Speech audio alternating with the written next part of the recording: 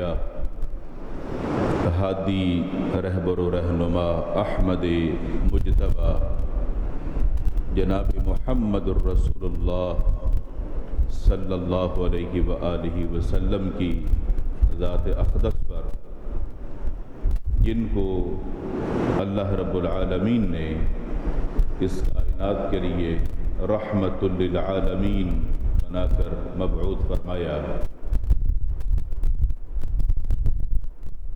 حضرات گرامی، جتنے بھی نیک اعمال ہیں، بھلائی کے کام ہیں، ان کے ذریعے سے اللہ تعالیٰ کی رضا حاصل ہوتی ہے اور انسان کے گناہوں کا وہ کفارہ بھی بنتے ہیں۔ نیک اعمال کے ذریعے سے انسان کی چھوٹی موٹی غلطیاں اللہ تعالیٰ وہ بھی معاف فرماتا ہے، اپنے بندے سے راضی بھی ہوتا ہے۔ انسان اپنی ہر نیکی پر بہت بڑا فائدہ چاہتا ہے کہ مجھے ہر نیکی کا فائدہ ملے، اور اللہ تعالیٰ اس کو فائدہ دیتا بھی ہے۔ اگر انسان اخلاص کے ساتھ وہ نیکی کرے، وہ عمل کرے، اس کے فوائد اس کو ملتے ہیں، اجر بھی ملتا ہے، اللہ راضی بھی ہوتا ہے، گناہوں کا کفارہ بھی ہے، اس کے ساتھ ساتھ دنیاوی اور اخروی اس کے فوائد بھی ہیں۔ مثال کے طور پہ انسان کی ہمیشہ یہ خواہش رہی ہے کہ وہ لمبی عمر پائے، اس کو جلدی موت نہ آئے۔ انسان اپنی زندگی سے محبت کرتا ہے، اپنے مال و متاع سے محبت کرتا ہے، اپنی اولاد سے محبت کرتا ہے، جن کی وجہ سے یہ جینا چاہتا ہے اور لمبی عمر جینا چاہتا ہے، اور جتنا یہ زندہ رہنا چاہتا ہے، یہ مال کے اندر کشادگی بھی اتنی ہی چاہتا ہے۔ میرا رزق وسیع ہو، مال میں کشادگی ہو، مال میں فراخی ہو، مگر جن ذرائع سے یہ حاصل ہوتا ہے اس کی طرف توجہ کم ہوتی ہے۔ یہ فائدے اس کو ملیں گے، مگر اس کو اس طریقے کو، اس نسخے کو اپنانا پڑے گا جو نسخہ رسول اکرم صلی اللہ علیہ وآلہ وسلم نے بتلایا۔ اگر اس کے مطابق عمل کیا جائے تو یہ تمام فوائد آپ کو حاصل ہوں گے۔ رسول اکرم صلی اللہ علیہ وسلم نے ایک موقع پہ ارشاد فرمایا کہ جو شخص یہ چاہتا ہے اس کی عمر لمبی ہو، دنیا میں وہ زیادہ جیے، اور اس کے ساتھ ساتھ وہ یہ بھی چاہتا ہے میرے مال کے اندر کشادگی ہو، میرے مال و دولت میں کمی نہ ہو، میری ہر ضرورت پوری ہو، مال میں تنگی نہ ہو، آپ نے ارشاد فرمایا کہ اس کو چاہیے کہ وہ اپنے والدین کے ساتھ حسن سلوک سے پیش آئے، ماں باپ کے ساتھ اتنا اچھا بن کے رہے، ان کا اتنا خیال کرے کہ جتنا کہ وہ اس کے بچپنے میں اس کا خیال کرتے تھے، جیسے اس کی دیکھ بھال کرتے تھے، اس کو کوئی تکلیف نہ پہنچے، یہ پریشان نہ ہو۔ اب یہ ماں باپ بوڑھے ہیں، یہ اولاد پر حق بنتا ہے اپنے ماں باپ کے ساتھ حسن سلوک سے پیش آئے، ان کا خیال کرے، ان کی خدمت کرے، اور ساتھ ساتھ اپنے رشتہ داروں کو ملائے۔ جو آپ کا خاندان ہے، آپ کے رشتہ دار ہیں، ان کو ملائے، کبھی بھی ان سے الگ نہ ہو، کسی بھی جگہ ان کو اپنے سے دور نہ کرے، یعنی ناراضگی اور نفرتیں پیدا نہ کرے۔ خاندان کے اندر ہر طرح کے لوگ ہوتے ہیں، اور ہر بندے کی اپنی ایک سوچ اور فطرت ہوتی ہے. کچھ لوگ دل دکھانے والے بھی ہوتے ہیں خاندان میں، مگر یہ کوشش کرے اپنے رشتہ داروں کو ملائے. اگر کبھی ان کی طرف سے کوئی ایسی بات ہو بھی جائے تو درگزر کرے، صبر کرے، اس پر بھی اجر ملے گا. رسول اکرم صلی اللہ علیہ وسلم نے یہ جو نسخہ بتلایا ہے لمبی عمر پانے کے لیے اور مال کی کشادگی کے لیے، یہ وہ نسخہ ہے کہ آج معاشرے میں اس کا فقدان ہے. ماں باپ کی خدمت کو لوگ اعزاز سمجھتے تھے، آج ماں باپ کی خدمت کو، ان کے ساتھ حسن سلوک کو لوگ اپنے لیے پریشانی کا سبب سمجھتے ہیں. اور ہر بندہ اپنے ماں باپ کو چاہتا ہے اس وقت تک، بالخصوص آج کے دور میں، کہ جب تک وہ اپنے پاؤں پہ کھڑا نہیں ہو جاتا، اس کا کوئی صحیح روزگار نہیں ہوتا. اور جیسے ہی روزگار مل گیا، یہ پاؤں پہ کھڑا ہو گیا، اب یہ خود کماتا ہے، ماں باپ کی قدر ختم، ان کی عزت ختم، ان کے ساتھ حسن سلوک سے پیش آنا ایک تصور لگتا ہے. یہ موجودہ معاشرے کے اندر یہ چیز بڑھ رہی ہے، عام ہو رہی ہے. اور اگر یہ شخص چاہتا ہے کہ میرے مال کے اندر برکتیں ہوں، کشادگی ہو، میں زیادہ جیوں، تو اس کے لیے تمہارے جو ماں باپ ہیں، والدین ہیں، وہ ذریعہ ہیں اس کے لیے. ان کی جتنی خدمت کرو گے، ان سے دعائیں لو، تم زیادہ جیو گے، لمبی عمر پاؤ گے، اور تمہارے مال میں کبھی کمی نہیں ہوگی. تمہارے ماں باپ کے منہ سے نکلنے والی جو تمہارے حق میں دعائیں ہیں، اللہ تمہیں اس پر کتنا نوازے گا تم سوچ بھی نہیں سکتے. اور تمہارے خاندان میں جیسے بھی لوگ ہوں، کوشش کرو ان کو ملائے رکھو، رشتے نہ توڑو، نفرتیں پیدا نہ کرو، خاندان کو ٹوٹنے نہ دو، ان کو جوڑنے کی کوشش کرو. اس کے بدلے میں اللہ تمہیں کیا انعام دے گا تم سوچ بھی نہیں سکتے. شاید تمہاری انہی اچھائیوں کی وجہ سے تمہیں دیر تک زندہ رکھا جائے گا کہ تم ان اچھائیوں کو پھیلانے کا سبب بنتے ہو. تمہاری وجہ سے لوگ سیکھتے ہیں، تمہاری وجہ سے لوگوں کے اندر اچھائی پیدا ہوتی ہے کہ تم بھلائی کے کام کرنے والے اور لوگوں کو جوڑنے والے ہو. اور اگر کوئی شخص ایسا نہیں بنتا، اس کے ذہن میں اپنے ماں باپ کی قدر ہے ہی نہیں، ہمیشہ اس کے ذہن میں یہی سوال ہوتا ہے کہ میرے ماں باپ نے میرے لیے کیا کیا ہے. وہ یہی سوچتا رہتا ہے کہ میرے ماں باپ تو میرے ساتھ مخلص نہیں ہیں، یہ تو ہمیشہ میرا نقصان ہی چاہتے ہیں، جس کی وجہ سے یہ اندر ہی اندر جلتا ہے، کڑتا ہے. ماں باپ کی خدمت نہیں، ان سے حسن سلوک نہیں، ان سے محبت نہیں، ان کی خدمت نہیں، بلکہ ان سے یہ دوری اختیار کرتا ہے. ان سے نیکی کرنے کے بجائے یہ ان سے اپنے دل میں نفرت اور بغض رکھتا ہے، ایسے جیسے دشمنی ہو. پھر اس کے نقصانات ہیں، اور نقصانات بھی ایسے کہ انسان بظاہر تو نظر آ رہا ہے کہ یہ زندہ ہے، چل پھر رہا ہے، مگر آپ دیکھو گے اس کی زندگی میں کتنی تنگیاں، کتنی پریشانیاں، یہ کیا کچھ دیکھے گا آپ اس کا تصور ہی نہیں کر سکتے. یہاں تک کہ اگر یہ اپنے پریشانی کے حل کے لیے دعائیں بھی کرے گا تو اس کا بھی جواب نہیں ملے گا، دعائیں بھی قبول نہیں ہوں گی. اس لیے کہ جن سے تم نے دعائیں لینی تھی، تم نے تو ان کے دل کو دکھایا ہوا ہے، تمہاری دعائیں کیسے قبول ہوں گی. اس کے نقصانات میں پھر جو ایک جنت کا تصور ہے کہ میں مرنے کے بعد جنت میں جاؤں گا، وہ تمہارے تصور سے تھوڑی مل سکتی ہے. وہ جس نے تمہیں دینی ہے وہ سب دیکھ رہا ہے کہ تم کس کردار کے مالک ہو. اور فیصلہ رسول اکرم صلی اللہ علیہ وسلم نے تو سنا دیا. ایک موقع پر آپ نے کبیرہ گناہوں کا ذکر کیا، جو بڑے بڑے گناہ ہیں، जिन्हें कबीरा गुनाह कहा जाता है, सबसे पहले नंबर पर आपने शिरक का जिक्र किया।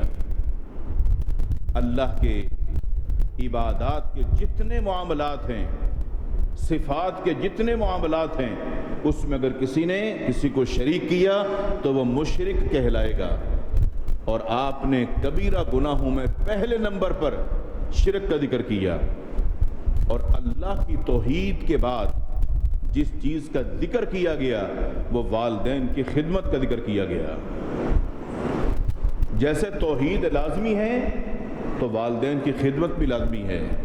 कबीरा गुनाहों का जिक्र किया तो पहले नंबर पर शिरक का जिक्र किया, उसके बाद दूसरे नंबर पर वालिदैन की नाफरमानी का जिक्र किया। जैसे तौहीद में अगर कोई बंदा शिरक के अंदर आ जाए तो तौहीद खत्म हो गई, वो बंदा मुशरिक बन गया। क्यों? शिरक करना शुरू कर दिया। अब उसके लिए जन्नत के दरवाजे बंद हैं। माँ बाप की खिदमत करनी चाहिए थी, खिदमत को छोड़ दिया, नाफरमानी पर उतर आया। अब ये बंदा जहन्नम की तरफ जा रहा है, इसके लिए जन्नत के दरवाजे बंद हैं। कबीरा गुनाहों में दूसरे नंबर पर वालिदैन की नाफरमानी को जिक्र किया। रसूल अकरम सल्लल्लाहु अलैहि वसल्लम ने एक हदीस में 3 तरह के लोगों का जिक्र किया कि क़यामत का दिन होगा, अल्लाह ताला अपने बंदों पर जो नजर रहमत फरमाएगा, फरमाया 3 तरह के लोग ऐसे होंगे अल्लाह ताला उन पर नजर रहमत भी नहीं फरमाएगा। नजर रहमत, रहमत की नजर से देखना, ये अल्लाह के अपने बंदों से शफकत और मोहब्बत की दलील होगी कि उन पर नजर रहमत फरमाएगा। फरमाया मगर 3 तरह के लोग ऐसे हैं अल्लाह उन पर नजर रहमत भी नहीं फरमाएगा। उनकी तरफ शफकत से देखेगा भी नहीं, रहमत से देखेगा भी नहीं, बल्कि उन पर शदीद अल्लाह को गुस्सा होगा। उन 3 तरह के लोगों का जिक्र करते हुए रसूल अकरम सल्लल्लाहु अलैहि वसल्लम ने उसमें पहले नंबर पर उन लोगों का जिक्र किया, फरमाया जो अपने वालिदैन के नाफरमान होते हैं। रसूल अकरम सल्लल्लाहु अलैहि वसल्लम ने एक हदीस में 3 तरह के लोगों का जिक्र किया कि वो कभी भी जन्नत में दाखिल नहीं होंगे। उनकी दुनिया की मेहनतें, दुनिया की उनकी कोशिशें, मगर इसके बावजूद जन्नत उनको हासिल नहीं होगी। उनका जिक्र करते हुए पहले नंबर पर आपने फरमाया वालिदैन का नाफरमान। ये जितनी भी अहादीस हैं, इन अहादीस का जो खुलासा है वो बिल्कुल वाज़ेह है कि इंसान अपने तौर पे एक कोशिश में लगा हुआ है कि मैं जन्नत की तरफ जा रहा हूं। क्यों? मैं नेकियां बहुत कर रहा हूं, मैं नेक अमाल बहुत कर रहा हूं। हाँ बिल्कुल, नेक अमाल करने से अल्लाह की रहमत हासिल होती है, मगर ये बात याद रहें जितने नेक अमाल हैं ये सब अल्लाह के हुकूक हैं, ये हुकूकुल्लाह हैं। आप नमाज पढ़ते हैं, रोज़ा रखते हैं, सदका करते हैं, खैरात करते हैं, ये सब हुकूकुल्लाह हैं। मगर इसके मुकाबले में कुछ हुकूकुल इबाद भी हैं। रिश्तों को जोड़ना, सिला रहमी करना, माँ बाप की खिदमत करना, उनके साथ हुस्न सलूक से पेश आना, ये सब हुकूकुल इबाद हैं। आपके हुकूकुल इबाद के मामले के अंदर सबसे पहले आपके माँ बाप हैं। अगर माँ बाप के साथ आप ठीक नहीं हैं, उनकी खिदमत नहीं है, हुस्न सलूक नहीं है, तो फिर आप ज़हन से जन्नत का तसव्वुर निकाल दीजिए। अल्लाह ताला को आपकी वो इबादत नहीं चाहिए जो हुकूकुल्लाह हैं, इसलिए कि हुकूकुल इबाद उसके अंदर आप जीरो पे खड़े हैं। जिन माँ बाप की वजह से आज आप दुनिया के अंदर हैं, अगर आपका रवैया उनके साथ ठीक नहीं है तो जन्नत आपकी भूल है। आप तंगियों परेशानियों के अंदर मुब्तला हैं, आप दुआएं करते हैं, अगर आपकी दुआएं कबूल नहीं हो रही तो सोचिए आप कहां गलती कर रहे हैं। और जब आप गौर करेंगे तो पता चलेगा मैंने अपने माँ बाप को जो तंग किया हुआ है, परेशान किया हुआ है, इनका दिल दुखाया है, इनको मैंने अपने से दूर कर दिया या मैं उनसे दूर हो गया। गलती آپ کو چار دیواری کے اندر ہی ملے گی. ایسا نہ ہو کہ اسی طرح آپ دنیا سے جا رہے ہوں اور آخرت کے اندر جو پکڑ ہوگی اس کا آپ سوچ بھی نہیں سکتے. رسول اکرم صلی اللہ علیہ وسلم نے ایک موقع پہ ارشاد فرمایا کہ میرے پاس جبریل علیہ السلام تشریف لائے. انہوں نے آ کر مجھ سے کچھ باتیں کی. ان کے اندر ایک بات یہ تھی, انہوں نے کہا کہ جس شخص کی زندگی میں اس کے ماں باپ زندہ ہوں, دونوں یا دونوں میں سے کوئی ایک, اور وہ بندہ ان کی خدمت کر کے ان سے حسن سلوک سے پیش آ کے آخرت کو سنوار نہ لے, جنت کو حاصل نہ کر لے, وہ بندہ تباہ و برباد ہو جائے, وہ اللہ کی رحمت سے دور ہو جائے. آپ نے فرمایا جبریل نے جیسے ہی یہ کلمات کہے تو اس پر میں نے آمین کہا. یہ دعا کس کی ہے؟ آسمانوں کے سردار جبریل علیہ السلام کی. اور اس پر آمین کس کی ہے؟ انسانوں کے سردار محمد الرسول اللہ صلی اللہ علیہ وسلم کی. کیا قبولیت میں کوئی شک ہوگی؟ اور رسول اکرم صلی اللہ علیہ وسلم نے کس کس انداز سے امت کی اصلاح فرمائی. امام بخاری رحمہ اللہ نے صحیح بخاری میں بڑا دلچسپ ایک واقعہ ذکر کیا ہے. تو وہ گزشتہ قوم کے لوگوں کا, مگر اس میں کیا نصیحت ہے, اس میں کیا سبق ہے. واقعہ کافی لمبا اور طویل ہے. مختصراً یہ اللہ کے رسول صلی اللہ علیہ وسلم نے ارشاد فرمایا کہ 3 مسافر سفر میں تھے اور اچانک سفر کے دوران شدید بارش اور آندھی اور طوفان کی کیفیت بن گئی. جیسے آج بالخصوص کراچی والے ڈرے بیٹھے ہیں, سہمے بیٹھے ہیں کہ کیا ہوگا. سب کی نظریں ہیں کہ کب کیا ہونے والا ہے, مگر ان کے ساتھ تو ہو چکا. اچانک طوفان, آندھی, شدید بارش, اور یہ 3 مسافر سفر کے اندر ہیں. جب یہ حالت دیکھی تو فوراً پہاڑ کی طرف گئے. دیکھا ایک پہاڑ کے اندر غار ہے, تو سوچا چلو یہی کچھ دیر رک جاتے ہیں کہ بارش تھمے گی تو پھر ہم اپنے سفر کے لیے روانہ ہوں گے. وہ غار میں چلے گئے. اچانک طوفان اور آندھی کی وجہ سے اوپر سے بھاری بھرکم پتھر لڑکتا ہوا نیچے کو آیا, اور جو غار کا منہ تھا اس کے آگے آ کے کہیں رک گیا. اب غار کا منہ بھی بند ہو گیا. یہ مسافر اندر, اور آگے سے پتھر نے اس کا راستہ روک دیا. اب یہ تینوں پریشان, ان کے بارے میں کوئی نہیں جانتا یہ کہاں جا رہے ہیں, کہاں ہیں, کہاں پناہ لی, سوائے اللہ کے. رسول اکرم صلی اللہ علیہ وسلم نے فرمایا اپنی اس پریشانی سے نکلنے کے لیے, غار سے نکلنے کے لیے انہوں نے بہت کوشش کی, پتھر کو دھکا بکا لگایا, لیکن وہ ہلنے کا نام ہی نہیں لے رہا. تو ان کے ذہن میں خیال آیا کیوں نہ ہم اللہ سے دعا کریں اور اس دعا کے ذریعے سے اللہ تعالیٰ اس پتھر کو ہٹا دے اور ہماری مشکل حل ہو جائے. تینوں نے عہد کیا کہ ٹھیک ہے ہم اللہ سے دعا کرتے ہیں, مگر ہم اللہ سے دعا کریں گے اپنے نیک عمل کو وسیلہ بنا کر. یعنی اس سے پہلے جو ہم نے نیک اعمال کیے ہیں ان میں سے اپنا کوئی ایک عمل اس کو وسیلہ بنائیں گے اور پھر اللہ سے دعا کریں گے تو اللہ تعالیٰ اس پریشانی سے ہمیں تاکہ نکال دے. اب ان تینوں نے دعائیں کی. ان میں سے ایک بندے نے جو دعا کی اس نے کہا اللہ تو جانتا ہے میرے ماں باپ بوڑھے تھے اور میں ان کا خدمت گزار تھا. میرے پاس مویشی تھے, بکریاں تھیں, میں دن بھر ان کو چراتا, شام کو واپس پلٹتا, گھر پہنچنے پر ان بکریوں کا دودھ نکالتا اور سب سے پہلے اپنے ماں باپ کے لیے پیش کرتا تھا, اس کے بعد میں اپنے بیوی بچوں کو دیتا تھا. اللہ تو جانتا ہے کہ میں ہمیشہ اپنے ماں باپ کی خدمت کے اندر اسی طرح مصروف رہا, صبح جاتا اور شام کو آتا.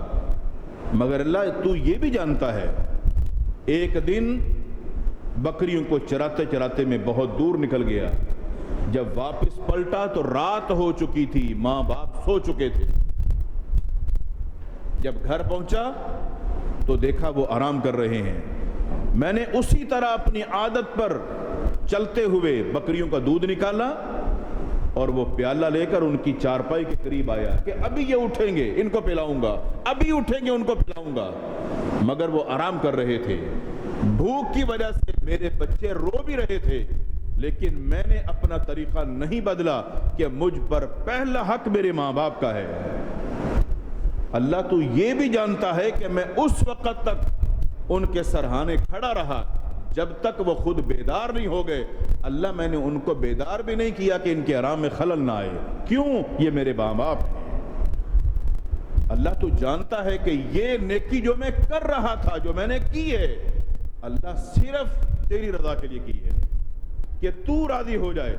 तूने हम पर जिम्मेदारी आयद की है कि माँ बाप की खिदमत करनी है, हुस्न सलूक से पेश आना है, उनका ख्याल करना है। अल्लाह ये नेकी मैं करता रहा हूं तेरी रजा के लिए। अगर मेरा ये सब कुछ करना अल्लाह तुझे पसंद आया है, मेरी इस नेकी को अगर तूने शर्फ कबूलियत बख्शा है, तो अल्लाह उस नेकी को मैं वसीला बनाता हूं। अगर तूने वो नेकी मेरी कबूल कर ली है तो आज हमारी इस दुआ को कबूल कर ले। अल्लाह के रसूल सल्लल्लाहु अलैहि वसल्लम ने फरमाया, उन तीनों ने जो अपनी अपनी नेकियां दोहराई, उन तीनों में से एक ये भी था, वो पत्थर अल्लाह ने हटा दिया इन दुआओं की बरकत से। जैसे वो जिस हुक्म से आया था उसी हुक्म से हट गया। इन तीन मुसाफिरों की जो दुआएं रंग लाई, इनमें ये जो तीसरा है उसकी नेकी क्या थी? माँ बाप की खिदमत।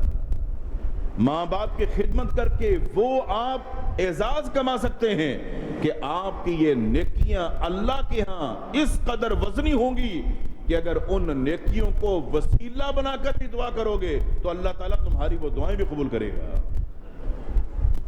आज अपने माँ बाप के हक में दुआ करने के बजाय, उनकी खिदमत करने के बजाय, उनके साथ हुस्न सलूक से पेश आने के बजाय, उनको अपने करीब करने के बजाय, उनको अपने साथ रखने के बजाय, आज हमारा माँ बाप के साथ कैसा रवैया है सब जानते हैं। किसी का मामला किसी से ढका छुपा नहीं है, सब जानते हैं। आज साहिब औलाद शादीशुदा अफराद अपने घर पे दाखिल होते हैं, जिस घर में माँ बाप भी अगर साथ रखे हुए हों किसी कमरे में, तो वो कोई चीज लाएंगे तो बड़ी छुपा कर साइड से निकल जाएंगे, शापर को छुपाते हुए कि माँ बाप की नजर न पड़ जाए। अगर ये नजरिया हमारा है और जन्नत की ख्वाहिश रखे हुए हैं कि जन्नत मिलेगी, परेशानियों के लिए दुआएं कर रहे हैं कि दुआएं कबूल होंगी, जो दुआओं की कबूलियत की चीजें तुम्हारे घर में मौजूद हैं, तुमने कभी उनसे उनका शफकत वाला हाथ अपने सर पे रखवाया तक नहीं होगा, कभी उनके पांव तक नहीं धोए होंगे और कभी उनकी दिल से खिदमत तक नहीं की होगी, तो जिंदगी में सुकून कहां से मिलेगा? और फिर आप कहते हैं कि हम तो बदनसीब नहीं हैं, हम तो खुशनसीब हैं। इससे बड़ा बदनसीब और कौन होगा जो माँ बाप का दिल दुखाए, उनको तंग और परेशान करे और वो जन्नत के ख्वाब देख रहा हो कि मैं जन्नत में जाऊंगा। ये वो आमाल हैं, अगर आप खिदमत करके अच्छे बनेंगे तो बुलंदियों को छुएंगे, अल्लाह आपसे राजी होगा, दुआएं आपकी कबूल होंगी, परेशानियां टल जाएंगी। आपको पता भी नहीं होगा कि आपके माँ बाप रातों को उठकर आपके हक में दुआएं कर रहे होंगे। और माँ बाप अपनी औलाद का कभी भी बुरा नहीं सोचते हैं, कभी बुरा नहीं सोचते हैं, चाहे औलाद कितनी ही नाफरमान क्यों ना हो। लेकिन ये माँ बाप का दिल होता है, वक्ती तौर पर गुस्सा आ भी जाता है मगर थोड़ी देर के लिए। फिर वही माँ बाप होते हैं जो अपनी औलाद को तंगी में देख भी नहीं सकते। आपको अंदाजा जब होगा जब आप साहिब औलाद होंगे, और जो साहिब औलाद हैं उनको अपनी इस्लाह करनी चाहिए, माँ बाप को भी और औलादों को भी।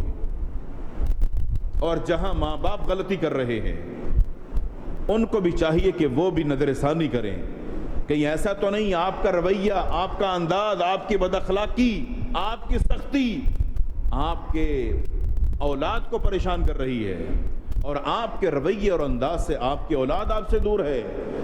جب بھی وہ آپ کے پاس بیٹھنے کے لیے آتے ہیں، خدمت کے لیے حاضر ہوتے ہیں، آپ تان و تشریح شروع کر دیتے ہیں، کوئی ان سے پیار محبت کی بات نہیں کرتے ہیں۔ آخر وہ آپ کا خون کا رشتہ ہے، آپ ان کو اپنے سے کیسے دور کر سکتے ہیں؟ وہاں ماں باپ کو بھی اپنی اصلاح کرنی چاہیے۔ اگر یہ ماں باپ اور اولاد اپنی اصلاح کر لیں تو آپ دیکھیں گھروں کے اندر کیا امن ہوگا، کیا سکون ہوگا، کیا رزق ہوگا، کیا برکتیں ہوں گی، کیا خوشحالی ہوگی، ہم تصور بھی نہیں کر سکتے۔ اور اگر ان چیزوں کو چھوڑ دیا تو بدبختی ہے، بدنصیبی ہے۔ رسول اکرم صلی اللہ علیہ وسلم نے ایک موقع پہ ارشاد فرمایا کہ لعن اللہ من لعن والدیہ، اللہ تعالیٰ کی لعنت ہے ان پر جو اپنے والدین کو لعنت دیتے ہیں۔ جو اپنے والدین کو لعنت دیتے ہیں وہ یہ نہ سمجھیں کہ ہم نے کچھ کیا ہی نہیں ہے، پھر ان پر لعنتیں اللہ برسائے گا، اور جب اللہ لعنتیں برسائے گا تو پھر سمجھ لیجئے آپ اللہ کی رحمت سے دور ہیں، کیونکہ لعنتیں برس رہی ہیں۔ اگر رحمت چاہتے ہیں تو پھر مہربانی اختیار کیجئے، مہربان مشفق بن کے رہیے تاکہ آپ پر اللہ کی رحمتیں نازل ہوں۔ ان میں اگلا کام جو انسان کو بدنصیب کر دیتا ہے، رحمت سے دور کر دیتا ہے، جنت سے دور کرتا ہے، اللہ کی ناراضگی کی طرف لے جاتا ہے، وہ ہے سودی کاروبار۔ دین اسلام میں، شریعت اسلامیہ میں ہمیں ایک دوسرے کا بھائی بن کر رہنے کی تلقین کی گئی کہ مسلمان سارے کے سارے آپس میں بھائی بھائی ہیں، اور کسی بھی تنگی اور پریشانی میں ایک مسلمان دوسرے کا ہمدرد ہوتا ہے، خیر خواہ ہوتا ہے، ایک دوسرے کا ہاتھ بڑھاتا ہے، ایک دوسرے کی مدد کرتا ہے۔ یہ تعلیم ہمارا دین ہمیں دیتا ہے۔ جبکہ سودی معاملات کے اندر اگر آپ غور کریں گے تو وہ اس کے بالکل برعکس ہیں۔ اگر کوئی بندہ تنگی میں آپ سے قرض لیتا ہے تو آپ نے اس کو قرض دیا کہ جتنی رقم میں دے رہا ہوں اتنی ہی میں واپس لوں گا، کوئی اضافہ نہیں، کوئی کمی نہیں۔ مگر یہی اگر قرض آپ کسی کو دیتے ہیں کہ میں اتنی رقم دے رہا ہوں مگر جب میں واپس لوں گا تو اتنی بڑھا کے لوں گا، تو پھر یہ سود بن جاتا ہے، اور دین اسلام اس کی ہمیں اجازت نہیں دیتا۔ آپ اگر مسلمان ہیں، دوسرے کو مسلمان سمجھتے ہیں، آپ اس کے خیر خواہ ہیں، تو خیر خواہی کا طریقہ یہ ہے کہ آپ کو اتنی ہی رقم لینی چاہیے جتنی آپ اس کو قرض کے لیے دے رہے ہیں۔ اور یہ یاد رکھیں کہ شریعت نے ان سے روکا اس لیے کہ ان سے منافرت پیدا ہوتی ہے، ان سے دلوں کے اندر نفرتیں پیدا ہوتی ہیں۔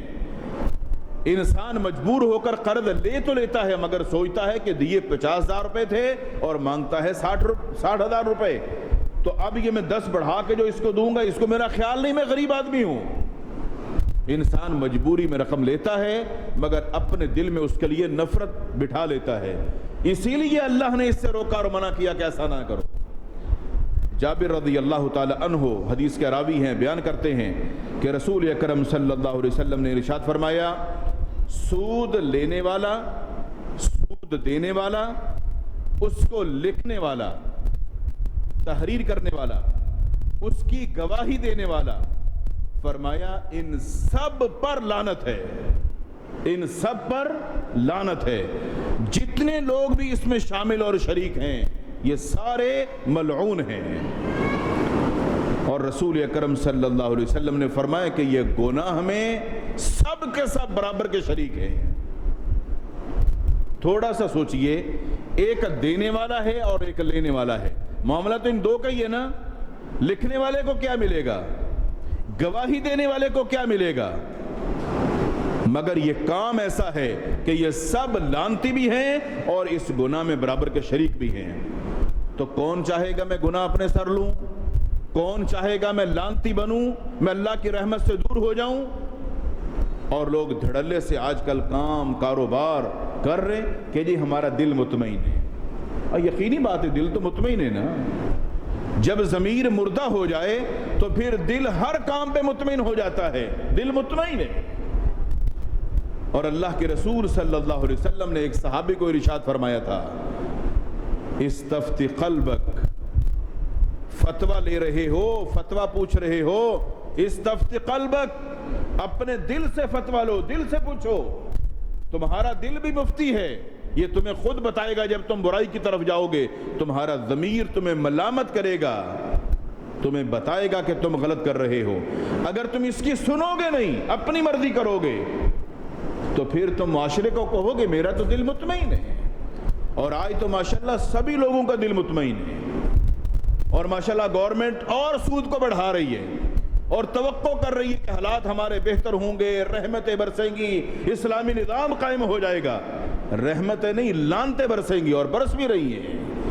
اللہ کی حدود کو جب پامال کرو گے تو قرآن مجید کہتا ہے فَأْذَنُوا بِحَرْبٍ مِّنَ اللَّهِ وَرَسُولِهِ، سود کا معاملہ چھوٹا نہیں بلکہ اللہ اور اس کے رسول کے خلاف یہ اعلان جنگ ہے۔ گورنمنٹ بھی اعلان جنگ کر رہی ہے، عوام بھی اعلان جنگ کر رہی ہے، کس کے خلاف؟ اللہ اور اس کے رسول کے خلاف۔ یہ تو قرآن کا فیصلہ ہے، اور امیدیں لگائے بیٹھے ہیں کہ ایسا ہو جائے گا، ویسا ہو جائے گا۔ ان کا بھی دل مطمئن ہے، آپ کا بھی دل مطمئن ہے۔ رسول اکرم صلی اللہ علیہ وسلم نے یہ جو روکا اور منع کیا اس لیے تاکہ لوگ خوشحالی کے اندر رہیں، اور جو بندہ ان معاملات سے بچ کر زندگی بسر کرے گا وہ خوشحالی میں رہے گا۔ جو سود کی طرف جائے گا کبھی خوشحالی نہیں پا سکتا۔ کیا خیال ہے جو اللہ اور اس کے رسول کی مخالفت کی طرف جائے گا اس کو خوشحالی ملے گی؟ کبھی بھی نہیں۔ اسی وجہ سے آپ دیکھتے ہوں گے اور دیکھیں گے بھی، شریعت کی مخالفت کے کچھ کام ایسے ہیں جس کے اندر انسان کو آمدنی بہت زیادہ ہے مگر اس میں برکت نہیں ہے۔ پیسہ اتنا آتا ہے کہ تھیلوں کے تھیلے، کٹے کے کٹے بھرے ہوتے ہیں، مگر جاتا کیسے ہے بندہ بھی حیران ہے کہ اتنا آ رہا ہے، جا کہاں رہا ہے؟ برکت نہیں ہے۔ برکت کیوں نہیں ہے؟ حرام میں برکت تھوڑی ہوتی ہے، حلال کے اندر برکت ہوتی ہے۔ ان گھر والوں میں اللہ تعالیٰ کسی نہ کسی کو ایسی بیماری کے اندر مبتلا کرتا ہے، کسی ایسے حادثے کے اندر ان کو مبتلا کر دیتا ہے، وہ ساری رقم کیا اس سے ڈبل وہاں خرچ ہوتی ہے، لوگ پھر بھی نصیحت حاصل نہیں کرتے ہیں۔ اور یہ وہ کام اور وہ معاملات ہیں جو شریعت کی مخالفت کے اندر ہیں۔ انسان اللہ کی رحمت سے دور ہو جاتا ہے، بدنصیب بن جاتا ہے۔